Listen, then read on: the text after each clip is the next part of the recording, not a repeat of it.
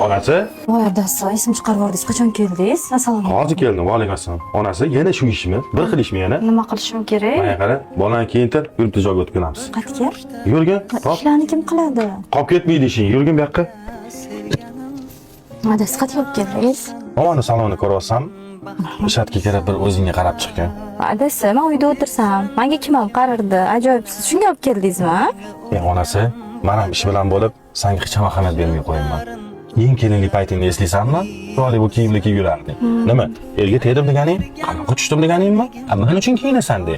Men shuni xohlayapman. Meni ayolim men uchun oldinda chiroyli bo'lib yursin.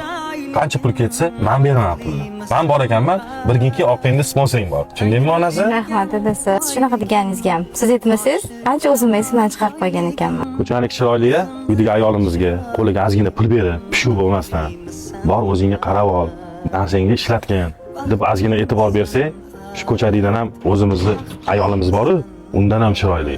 Okalar, halolda halovat bor.